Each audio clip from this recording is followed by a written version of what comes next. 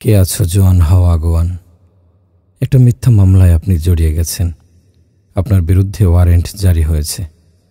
Police আপনাকে খুঁজছে। ভয়ে আপনি বাসায় ঢুকতে পারছেন না। কখন ধরা পড়েন ঠিক নেই, পালিয়ে বেড়াচ্ছেন। কখনো বন্ধুর বাসায়, কখনো আত্মীয় স্বজনদের বাড়িতে, কখনো বা রেল স্টেশনের ফুটপাতে। একদিকে পুলিশের ভয়, অন্যদিকে পরিবারের সদস্যদের নিয়ে চিন্তা। পুলিশ এসে ঝামেলা করছে না তো?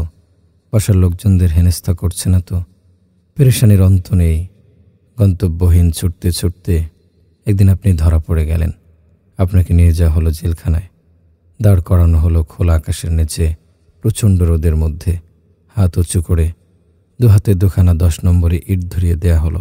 কপালের উপর একটা 5 টাকার কয়েন রেখে বলা হলো, এভাবে সূর্যের দিকে তাকিয়ে থাকতে হবে, কয়েনটা যেন মাটিতে না পড়ে। পড়লেই আরও কঠিন শাস্তি। পিঠের উপর সপাং সপাং পড়বে বেতের আঘাত। আদেশ শিরোধার্য। আপনি ওভাবেই দাঁড়িয়ে আছেন। দরদর করে ঘামছে আপনার সারা শরীর। রোদের তীব্রতায় চেহারা ও চোখ লাল হয়ে গেছে। বুকের ছাতি ফেটে যাচ্ছে পিপাসায়। কণ্ঠনালী শুকিয়ে কাঠ হয়ে যাচ্ছে। স্যার, মাফ করে দেন বলে এতক্ষণ ধরে অনুরোধ করতে পারলেও এখন আর পারছেন না। গলা দিয়ে কথা বের হচ্ছে না। ইটের ভারে ধরে গেছে হাত। পা দুটো আর নিতে পারছে না শরীরের ভার। এ কষ্ট সহ্য সীমার বাইরে। রোদের তেতে আছে আসমান ও জমিন। প্রাণ প্রায় ওষ্ঠাগত। একটু ছায়ার এক ফোঁটা পানির জন্য হৃদয়টা হাহাকার করছে। মনে হচ্ছে এত কঠিন শাস্তির চেয়ে মরে যাওয়াই ভালো। ঠিক এই সময়ে কেউ যদি একটা ছাতা নিয়ে আপনার সাহায্যে এগিয়ে আসে, আপনার তখন কেমন লাগবে? শুধু ছাতাই না, সঙ্গে এক জগ ঠান্ডা পানিও এনেছে। লোকটাকে কি পরিমাণ দরদি মনে হবে? লোকটার এ দয়ার কথা কি সারা জীবনেও ভুলতে পারবেন? এর চেয়েও কঠিন একটা দিন আছে সামনে। আপনার আমার সবার মাথার সামান্য উপরে উত্তপ্ত সূর্য, পায়ের নিচে তপ্ত জমিন। একটু কল্পনা করুন, ঘামের সাগরে হাবুডুবু খাচ্ছে সবাই। চাইলেই কেউ পালিয়ে যেতে পারছে না। পুলিশের চোখে ধুলো দিয়ে নিজেকে লুকিয়ে ফেলারও কোনো সুযোগ নেই। না কোনো বন্ধুর বাসা আছে, না আছে আত্মীয় স্বজনের সহমর্মিতা। সূর্যের প্রচণ্ড উত্তাপে শরীরের হাড় মাংস গলে পড়ার মতো অবস্থা। কেউ কারোর জন্য ছাতা কিংবা ছায়া নিয়ে এগিয়ে আসবে না। আরশের ছায়া ছাড়া কোনো ছায়াও থাকবে না। সেই কঠিন দিনে 7 প্রকার লোক আরশের ছায়ায় জায়গা পাবে। এর একদল হলো যৌবনে যারা ইবাদত করে। প্রিয় ভাই, আর্মিতে চাকরি নিতে চাইলে জোয়ান হওয়া লাগে। বয়স্ক কেউ চান্স পায় না। কোনো প্রতিষ্ঠানের সামান্য কোনো কর্মচারী নিয়োগের ক্ষেত্রেও বুড়ো কাউকে পাত্তা দেওয়া হয় না। বুড়ো তো দূরের কথা, মধ্যবয়সীদের দিকেও কেউ ফিরে তাকায় না। অনেক প্রতিষ্ঠান তো নিয়োগ বিজ্ঞপ্তিতে বয়স নির্ধারণ করে দেয় 18 থেকে 30। এর বেশি হলে আবেদন করার দরকার নেই। আমাদের রবও যুবক বয়সটাকে বেশি পছন্দ করেন। যৌবনের ইবাদত তার কাছে বেশি প্রিয়। কারণ কি? যৌবনকাল হলো শয়তানের ধোকায় পড়ে বিপথে যাওয়ার বয়স। ধোকা থেকে নিজেকে বাঁচিয়ে রেখে যে যুবক তার রবের কাছে আত্মসমর্পণ করে, সে রবের প্রিয় হবে না তো কে প্রিয় হবে? আগে তো সিনেমা দেখতে সিনেমা হলে যেতে হতো, পর্নোগ্রাফির সিডি কিনতে যেতে হতো সিডির দোকানে। লজ্জা লাগতো কেউ আবার দেখে ফেলে নাকি, কেউ কিছু বলে ফেলে নাকি। আর এখন কেউ দেখে না, লোক লজ্জার ভয় নেই। ঘরের দরজাটা বন্ধ করলে পুরোপুরি নিজস্ব জগৎ, যে জগতে আর কারো প্রবেশাধিকার নেই। যা চাই, যেভাবে চাই, সবই পাওয়া সহজ।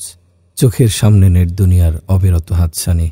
নিজেকে পাপ পঙ্কিলতায় নিমজ্জিত রেখে রাতের পর রাত, দিনের পর দিন কাটিয়ে দিলেও কেউ নেই বাধা দেয়ার, কেউ নেই কিছু বলার।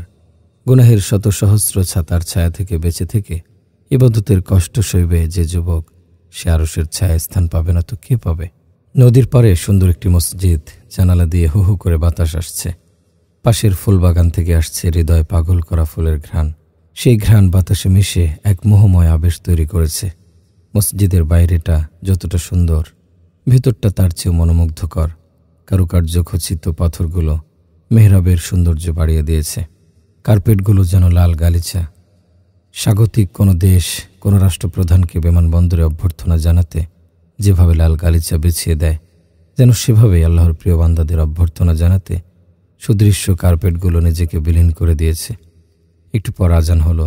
মুয়াজ্জিন সাহেব সুমধুর সুরে আহ্বান করছিলেন, মঙ্গলের দিকে আসুন, কল্যাণের দিকে আসুন। আজানের পর দীর্ঘ আধ ঘন্টা কেটে গেছে। নিস্তব্ধ মসজিদ। 2-4 জন বৃদ্ধ লোক ছাড়া আর কেউ সেই সুমধুর ডাকে সাড়া দেয়নি। মসজিদের অনতি দূরে বাজার, কেউ কেনাকাটা করছে, কেউ পণ্য বিক্রির জন্য নানান ভঙ্গিমায় খদ্দেরকে ডাকছে, কেউ কেউ অযথায় চেঁচিয়ে বেড়াচ্ছে। হইচই আর চেঁচামেচিতে কান ঝালাপালা। চায়ের দোকানগুলো জমে আছে আড্ডাবাজিতে। রাজনীতি, গালাগালি, একে অন্যের কুৎসারটায় কেটে যাচ্ছে মুহূর্তের পর মুহূর্ত। কত সময় যে চলে গেছে খবর নেই। চা খেয়েছে 5 টাকার, কিন্তু আড্ডা চলছে লাগাতার। বসার জায়গা নেই, তাতে কি দাঁড়িয়ে দাঁড়িয়েই চলছে গলাবাজি। অমুকের ছেলে কি করেছে, তমুকের মেয়ে কার সঙ্গে ভেগে গিয়েছে, কার সংসার ভেঙে তছনছ হয়ে গিয়েছে, কি কার ক্ষেতে রাইলে লাঙ্গল চালিয়েছে, কোন নেতা কার গম চুরি করে উদর পূর্তি করেছে। এসব অহেতুক কথাবার্তায় বাজারটা ক্লেদপূর্ণ হয়ে আছে। কেউ কেউ এই ক্লেদের ভেতরে বসে আছে ঘন্টার পর ঘন্টা। কোনো ক্লান্তি নেই, সময়গুলো নষ্ট হয়, কোনো আক্ষেপ নেই। মসজিদের প্রতি দূরে থাক, বাড়ির প্রতিও টান অনুভব করছে না।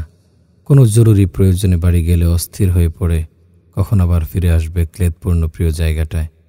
মসজিদের পাশে আরেক জায়গায় দেখা গেল একদল তরুণের জটলা মাথায় মাথা ঠুকে কি যেন করছে। কাছে গিয়ে দেখা গেল গেমস খেলছে, PUBG, free fire, vice city, আরও কত হাবিজাবি। সকালে এসে বলেছিল, এখন দুপুর গড়াচ্ছে। বসেছে তো বসেছেই, ওঠার নাম নেই। খাওয়া নেই, নাওয়া নেই, কোনো দিকে কোনো মনোযোগ নেই। এই যে একটু আগে আজান হলো, নামাজের সময়ও পেরিয়ে যাচ্ছে, কিচ্ছু আসে যায় না তাতে। চোখের সামনে মোবাইল ফোন নিয়ে বৌধ হয়ে বসে আছে। অন্য কোনো কিছুর প্রতি টানই অনুভব করছে না। মনে হচ্ছে পৃথিবী উল্টে গেলেও এখান থেকে উঠবে না। মাথার উপর ফ্যান নেই, বাতাস নেই, গরমে ঘেমে নেই, একাকার হয়ে গেছে। তবু এসবের প্রতি টান কমছে না। অথচ মসজিদ কত শান্তির জায়গা। হৃদয়ে টান রাখতে বলা হয়েছে মসজিদের প্রতি। 7 দল লোক আরশের ছায়ায় আশ্রয় পাবে। এর মধ্যে একদল হলো তারা, যাদের হৃদয়টা সারাক্ষণ মসজিদের দিকে আটকে থাকে। কোনো কারণে বাইরে এলেও হৃদয়টা আনচান করতে থাকে, কখন আবার মসজিদে যাবে। এই গুণ ছিল সাহাবায়ে কেরামের মধ্যে। দরজায় কেউ নক করেছে, বাড়ির বাচ্চাটা দরজা খুলে দিয়ে বলছে, আসসালামু আলাইকুম, কাকে চাই? তোমার বাবার কাছে এসেছি। বাবা তো বাসায় নেই। কোথায় গেছেন? মসজিদে। কখন আসবেন? বলতে পারছি না। মসজিদ হলো বেহেশতের বাগান, সব প্রয়োজন পূর্ণ হওয়ার স্থান। কখন আসবেন বলতে পারছি না। আর আমাদের অবস্থা, তোমার বাবা কোথায়? মসজিদে। কখন আসবেন? এক্ষুনি চলে আসবে। নামাজ পড়া ছাড়া মসজিদে আর কি কাজ? অন্যদিকে বাবা কোথায়? বাজারে। কখন আসবে? আমি কি করে বলবো? বাজারে গেছে, কত লোকের সঙ্গে দেখা হবে, তাদের সঙ্গে বসে চা খাবে, গল্প করবে, এরপর বাজার করে কখন বাড়ি আসবে কে জানে। আর সাহাবাদের জীবনে তোমার বাবা কোথায়? বাজারে গেছেন। কখন আসবেন? বাজার তো সবচেয়ে নিকৃষ্ট জায়গা, ওখানে একটু দেরি করবে না, জরুরত সেরেই চলে আসবে, আপনি বসুন। আমাদের বাজার আর মসজিদের অবস্থা যদি সাহাবারা দেখতেন, মুনাফেক ছাড়া আর কিছু বলতেন কিনা কে জানে। রেল স্টেশন, প্রচণ্ড শীত, অনেক লোক প্রায় উদম গায়ে ফ্লোরে শুয়ে আছে। শীতে কাঁপছে। হঠাৎ সেখানে আগমন ঘটল এক মহামানবের। ভদ্রলোক একা না, সঙ্গে তার বেশ কজন সহচর, হাতে এক গাদা কম্বল। ভদ্রলোক তাদের হাত থেকে একটা করে কম্বল নিচ্ছিলেন আর পরম মমতায় উদম লোকগুলোর গায়ে পরিয়ে দিচ্ছিলেন। সহচরদের মধ্যে একজনের হাতে ক্যামেরা। ক্যামেরায় ভদ্রলোকের মহান কাণ্ডগুলো বন্দি করা হচ্ছিল এবং লাইভ প্রচার করছিল। প্রথমে ভদ্রলোককে মহামানব মনে হলেও জারি ফাঁস হলো কিছুক্ষণের মধ্যেই।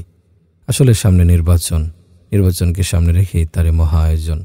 লাইভ দেখতে থাকা লোকদের কমেন্টে জানা গেল আরও তথ্য। তিনি বোনের সম্পদ গ্রাস করে পয়সাওয়ালা হয়েছেন। যিনি বোনের হকই আদায় করতে পারেন না, তিনি নির্বাচনে জয়ী হওয়ার পর কি করে জনগণের হক আদায় করবেন? ন্যায়পরায়ণ বাদশাহ বা জনপ্রতিনিধি আরশের ছায়ায় স্থান পাবেন। কেমন হতে হবে তাকে?